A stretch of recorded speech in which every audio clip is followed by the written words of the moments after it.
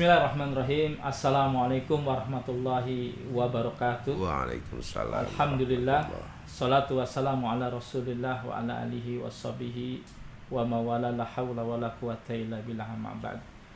Hadirin wal hadirat, jamaah muhibbin, para pecinta daripada Sofyan Sauri Channel dan juga Rumah Moderasi. Saya saat ini hari Ahad sore kedatangan tamu istimewa, yaitu Brigadir Jenderal Polisi Ahmad Nur Wahid. Selamat datang Jenderal. Ahlan wa sahlan. Waalaikumsalam warahmatullahi wabarakatuh. Baik, beliau pertama saya akan perkenalkan. Beliau adalah mantan Kepala Detasemen 88 Polda DIY Yogyakarta. Lalu beliau pernah juga menjadi Kabak Banops, Kepala Bagian Bantuan Operasional Densus 88 Mabes Polri, dan kemudian sekarang beliau menjabat sebagai Direktur Pencegahan BNPT, Badan Nasional Penanggulangan Teroris, yang saat ini telah hadir di studio kita. Kita akan bincang-bincang terkait isu yang sedang hangat aktual terkait masalah, kita bicara tentang intoleransi, radikalisme, dan juga tentunya terorisme, dan bagaimana kiprah selama ini dan apa yang sudah beliau lakukan ya terkait dengan pemberantasan terorisme di Indonesia. Saksikan di channel kami.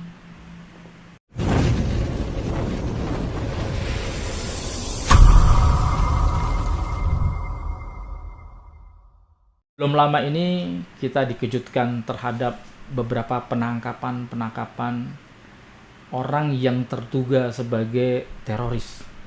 Dan di antara mereka ternyata ada anggota Majelis Ulama Indonesia, yaitu di antaranya saya sebutkan, yaitu Dr. Zain An-Najah, Ahmad An-Najah. Beliau merupakan salah satu lulusan daripada Mesir. Beliau juga pernah kuliah di Madinah.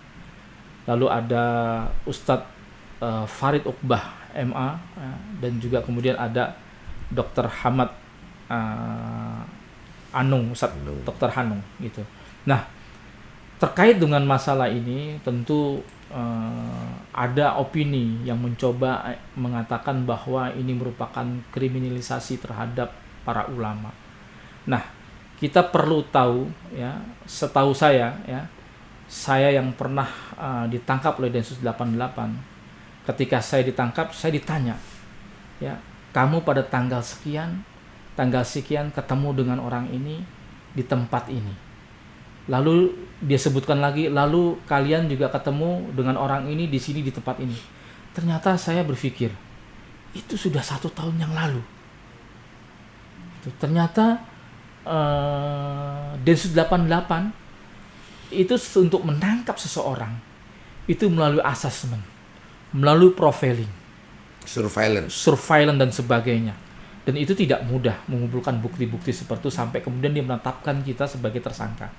Dan ternyata pengadilan terhadap para pelaku teroris di Indonesia adalah yang paling fair, karena dihadirkan secara terbuka dan siapa saja bisa mengakses. Dari situ kita bisa mengetahui motivasi, modus operandi, dan lain sebagainya. Dan semuanya berakhir dengan vonis bersalah. Vonis bersalah, dan itu bisa dibuktikan secara jelas.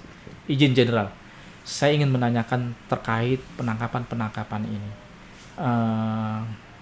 Melalui apa? Maksud saya, kemudian yang pernah di Densus 88, pengalaman selama ini terkait para teroris yang ditangkap dan sebagainya.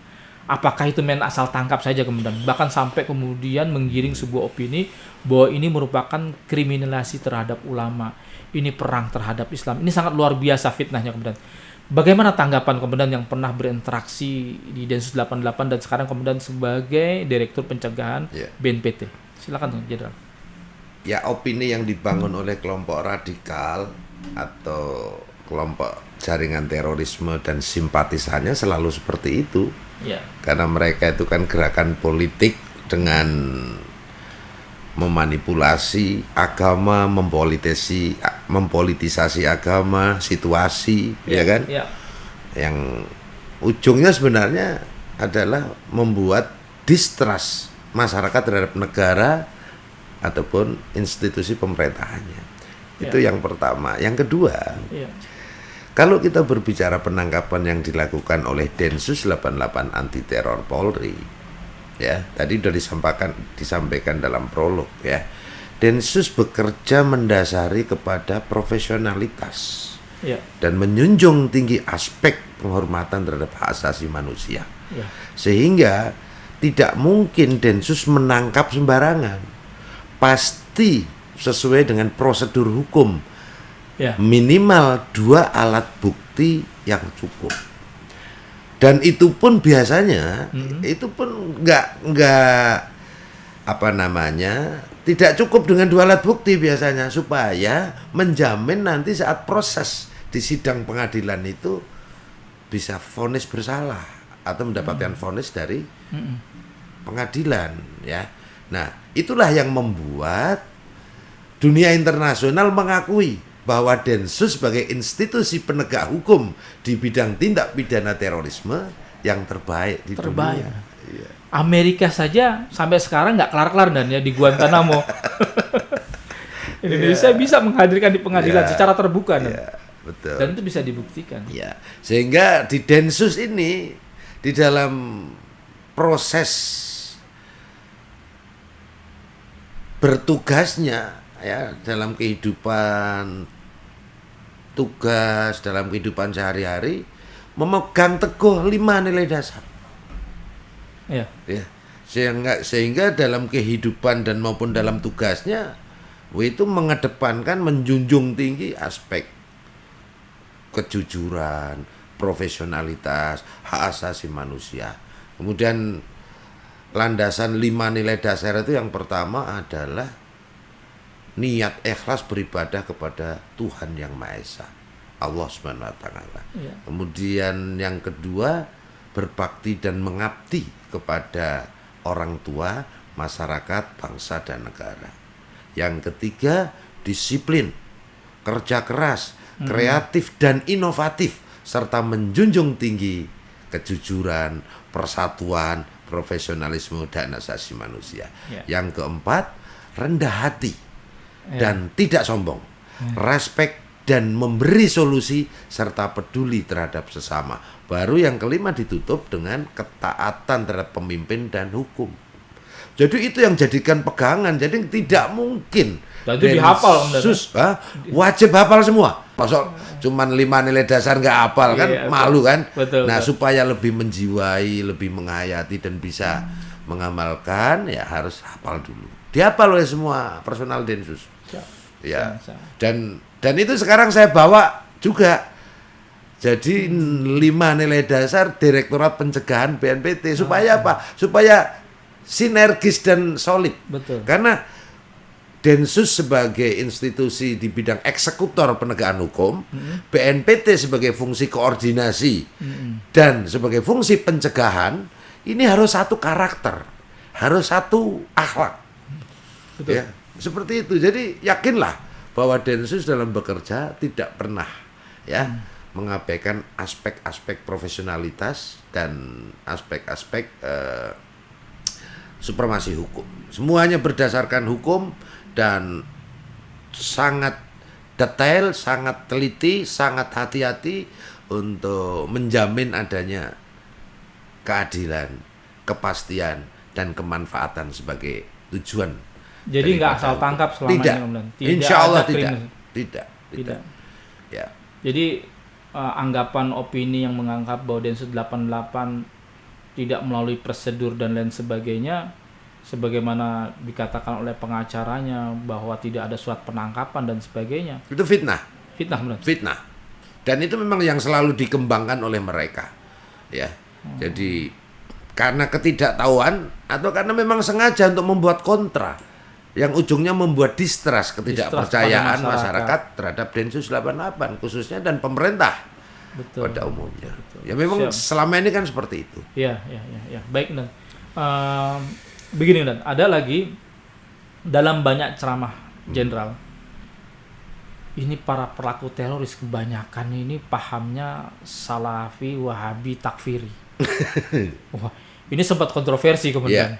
Tapi kemudian memang saya sebagai mantan pelaku itu membenarkan Jenderal 100%.